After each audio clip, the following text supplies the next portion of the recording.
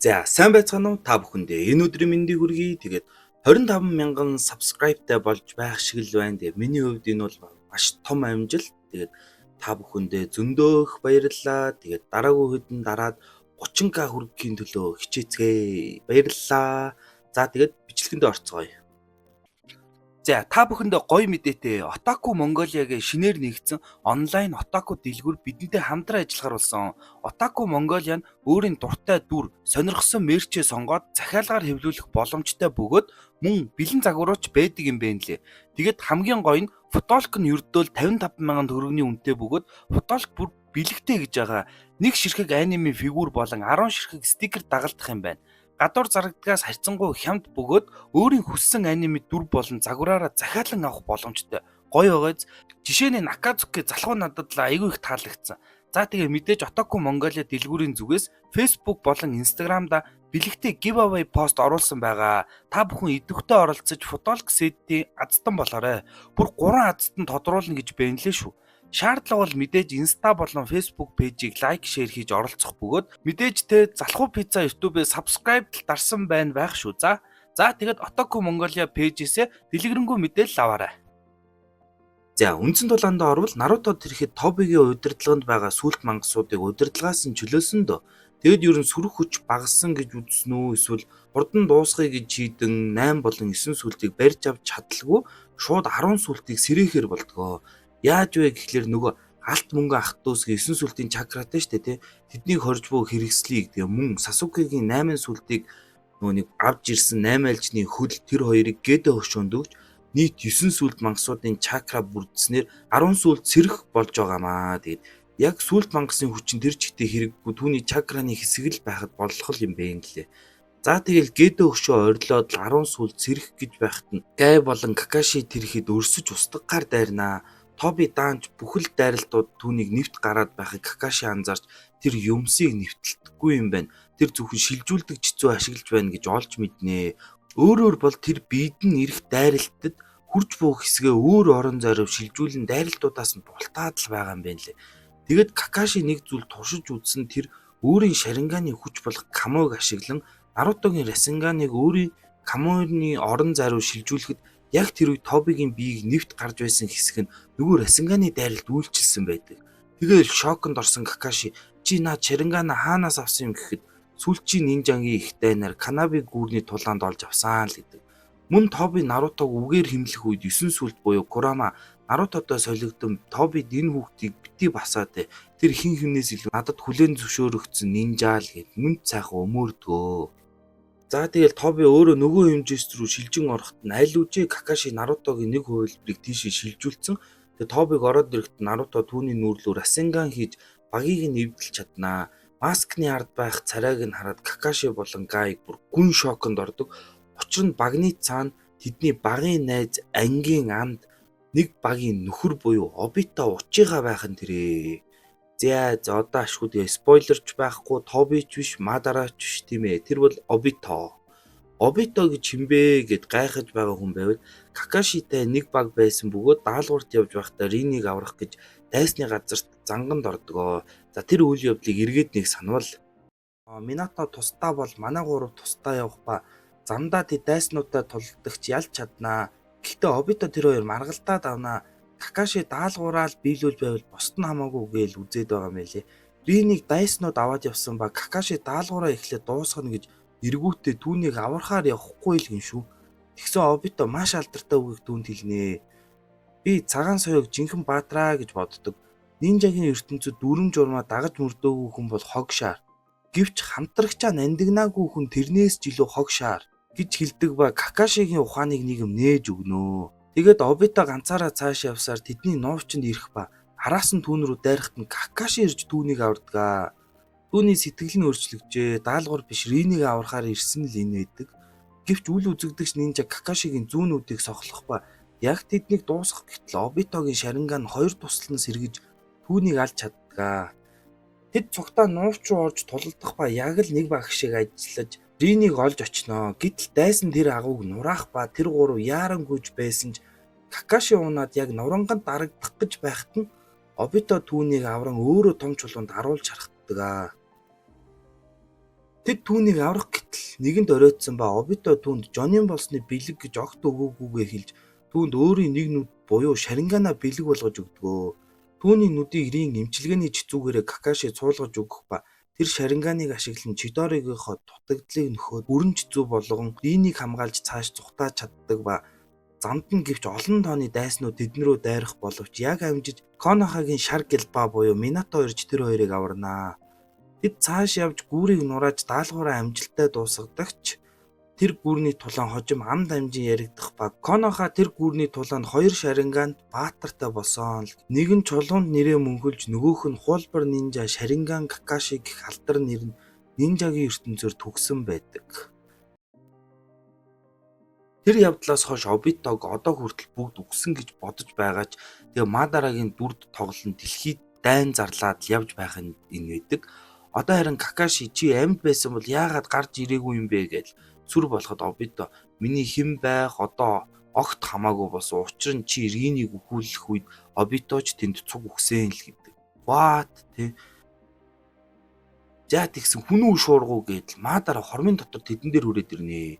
Наруто чи яхаараа энд байдаг юм Кагенаар яасан гэсэн чи Мадара миний хувилбарыг ч дийлээгүй штэ тэр ид чинь гэ. Тэр идийг бидэнд харуулнаа тэгсэн бүгд өхлүүд байдалтай ялагдсан байх нь тэрээ. За тэгэл Обито Мадараад өөрийнх нь хэрэгслийг буцааж өгвөл тэдэнтэй тулалдлаа. Мадара 8 болны 9 сүлдийг авах бол Обито хуучин андуудтайгаа тулалдахаар л болдог.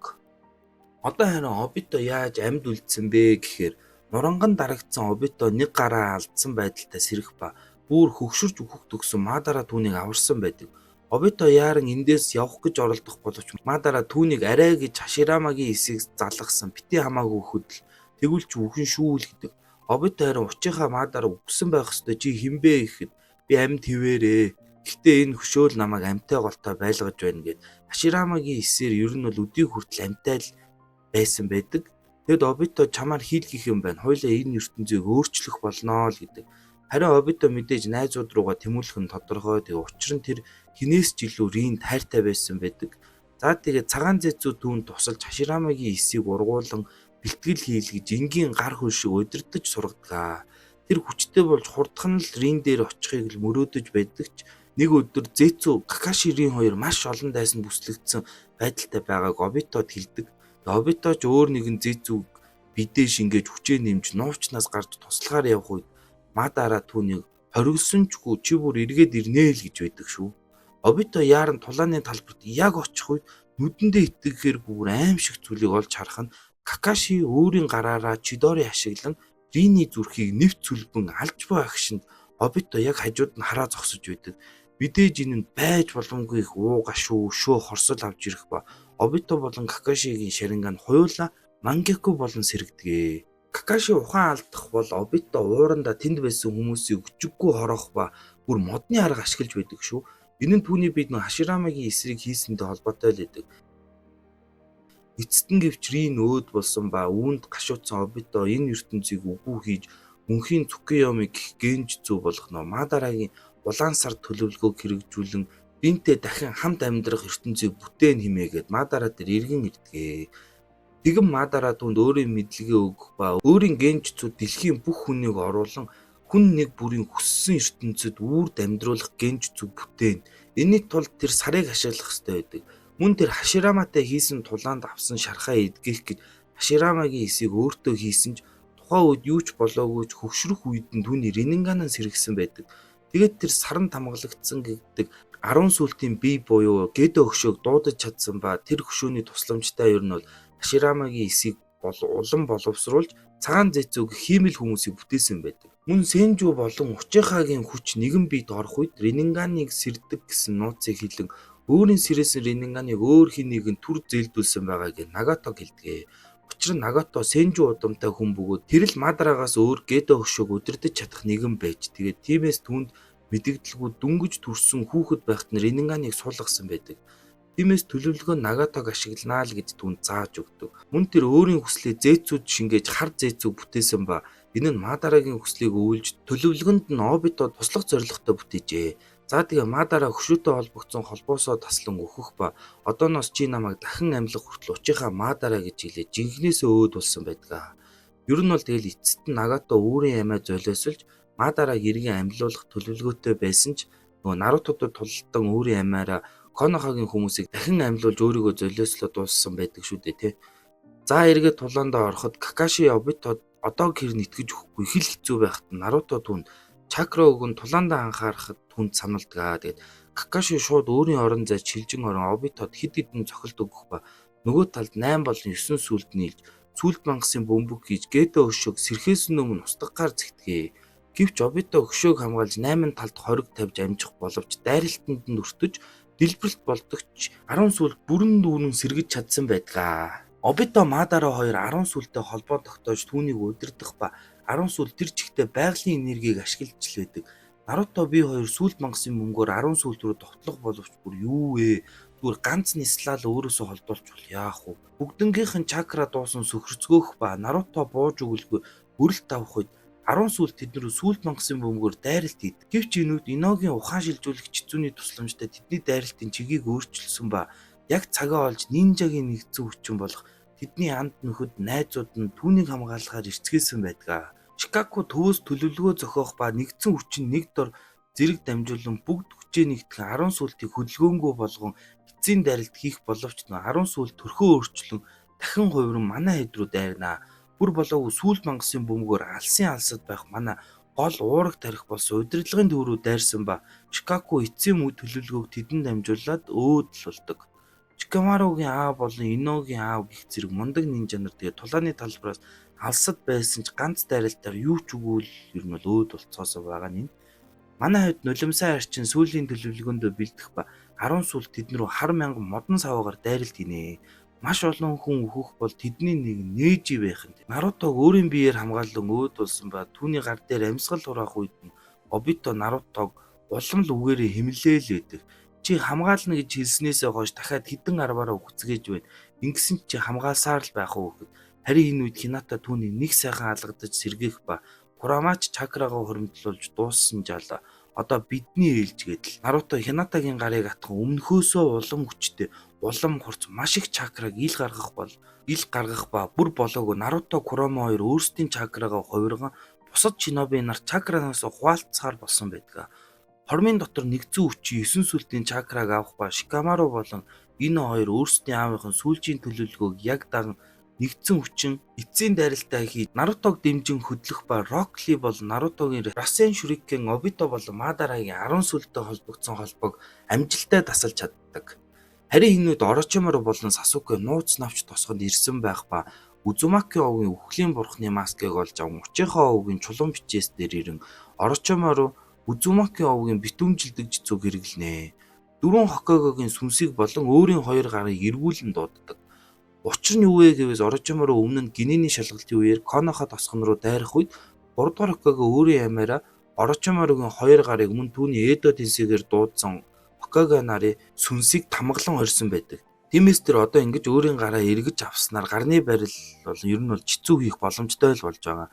Гэхдээ төлөөс хэрэгтэй. Гэвч энэ бүхнийг Орочимару тооцоолсон ба Жугогийн хараалт тэмдгийг Сасукед өгөх үед түүний биенээс 6 зэцүү гарч ирдэг.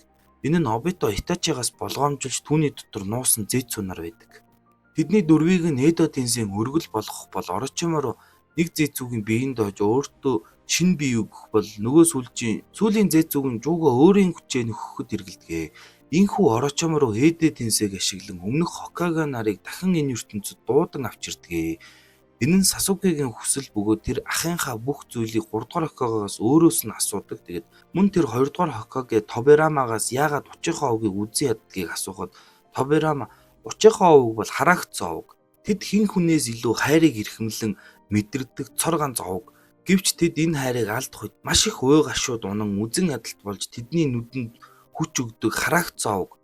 Тиймээс бид тэднийг ажиглаж ирсэн. Гэхдээ энэ хүүхдээс би дараагийн Мадарааг мэдэрч байна. Түүнийг одоохын дална гэдэл нэг хуруугаа өдлгөн хүчээ суллахад бүр тэр хавь цуурж манай хэд сандралтахт нь түүний ах болох 1-р Хоккаго Тоберама гэдэл өөрийн хүчээл гаргаж манай хэдийг нэг сайн сандраагаад авдаг.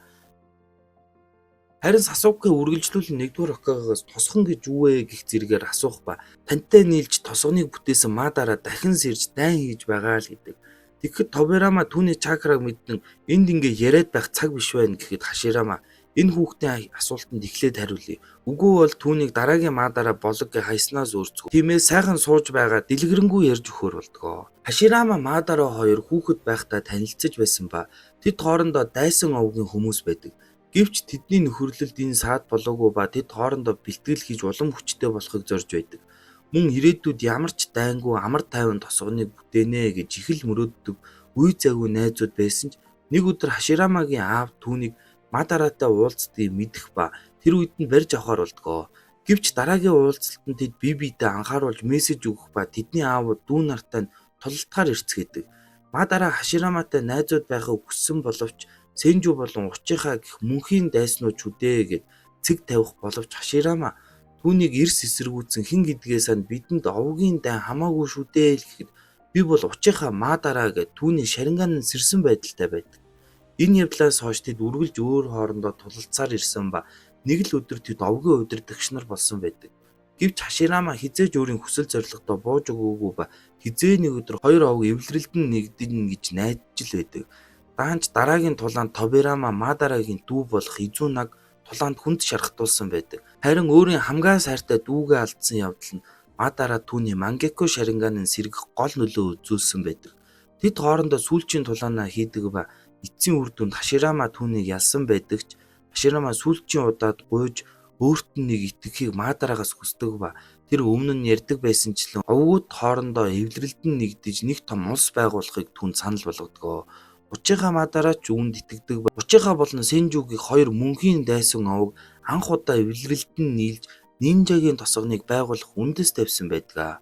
Өдрөөс өдөрт өргөжих энэ тосгоныг нууц навч гэж нэрлэе хэмээн Мадараа санаа гаргахад нь Хаширама дуртаяа зөвшөөрж одоогийн нууц навч тосгон үүссэн байдаг.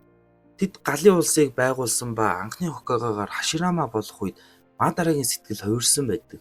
Тэр өдийг хүртэл хамтран мөрөөдлийн улсаа байгуулна гэсэн боловч өдийг хүртэл зөвхөн чиний л мөрөөдөл биелсэн байна. Магадгүй чиний дараад чиний дүү болох Тобирама Хоккаге болох үед тэгвэл Учийнхаа овг яавч зүгээр орхилгүй устгагдана.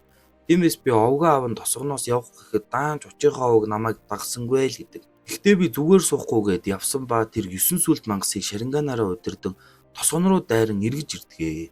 Түүнийг эсэргүүцэн Хаширама түүнтэй эцсийн тулаанаа хийсэн бөгөөд дахин Хаширама түүнийг ялсан ч энэ удаа түүний сэлмээрээ зүлбэн алсан талаар тэгээ Сасукед нэгт нэгэнгүй ярьж өгдгөө.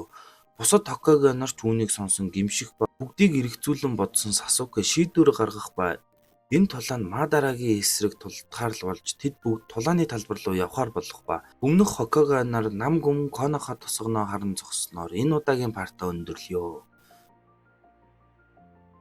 За тэгээд бичлэг таалагдсан бол лайк болон subscribe-а дараад мөн donation хийж намайга дэмжээрэй. Энэ удаад их олон хүн donation хийсэн байна. Тэгээд хин юу гэсэн бэ гэвээс. Наруто let's go. Бас Dragon Ball go гэд 1300 төгрөг. Үзэгч биднийг олон бичлэгээр баясгаарай гэд мягмар сүрэн болдоос 5k. Амжилт өмнө нь бүх ангийг үзсэн ч ойлгоогүй гэд бичвэрэн багтаагүй бололт 22600 төгрөг. Дэмждэг шүү гэд 1000 төгрөг. Хичээж байгааг чинь харах таатай байна гэд Тэлбэнгээс 2200 төгрөг. Эпизод 11 үзлээ гоё болсон байна. Заавал бичлэгэндээ оруулаарай гэд амар жаргал намангээс 1000 төгрөг. Хата Нарутог дуусгаад үзэгчээ алдахгүй тулд гэд 1000 төгрөг. Харин дуусгаад дахиад ийм урт аниме ихлүүлэх үү яах вэ бодж л байна. Баярлалаа ахын дөө анх аниме үзэж байсан гэд бичвэрэн дууссан бололтой. Жамин давг мөнх баяраас 100,000 төгрөгийн donation хийсэн байна. Тэгээд зөндөөх баярлалаа. Амжилт гэд Маргад Эрдэнэ наран сүхээс 10k. Ага мөнгөтэй болохоор 5k хийнэ гэд 500 төгрөг. Бүх цаг үеийн дуртай анимыг маш ойлгомжтой гэд Сандуын сүрэн ан зөргөөс 20k. Арука Дэни гэд 10k. Жирая Үрд гэд 4k. Хурдан Наруто гаргаарай гэд 420 төгрөг. Хүлээж үздэг шүү амжилт гэд 10k. Түшгээс парт 12 хурдан игээрээ гэд 247 төгрөг. Нарутогийн дараа Гинтагийн адал явдал гэд мөнх эрдэнэ ган баяраас 10k. Нэрээ тэгтэг Гинтагийн адал явдал гэд аниме байдаг гэсэн штэ. Хүүхэд байхад SB-нэр гардаг байсан. Тэр бас л гоё доо. Ага Наруто last заавал игээрээ гэд 500 төгрөг. Наруто next хүлээж байна амжилт гэд 5k. Та гоё шүү мөнгөтэй болохоор 100k хийнэ гэд 300 төгрөг. Наруто гэд 500 төгрөг. Ага Наруто дараагийн парт хурдлаарай гэд 200 төгрөг баярлалаа тайлбар үзэж байгаад гээд 5,000 төгрөгийн донешн тус хийж намайгаа дэмжсэн байна. Та бүхэндээ дахин зөндөө их баярлалаа. Ёстой л улам хичээх шалтгаан болж байгаа шүү. Намайгаа үзэж буй үзэгч та бүхэндээ тэгээд дахин баярлалаа. Сабаа дараад улам олуулаа болцгоё л гэж уриалмаар байна. Мөн донешн хийж намайгаа дэмжээрэй. За тэгээд удахгүй дараагийн партаараа уулзцгаая. Дараагийн парт бас гал гарна да. За түр баяртай.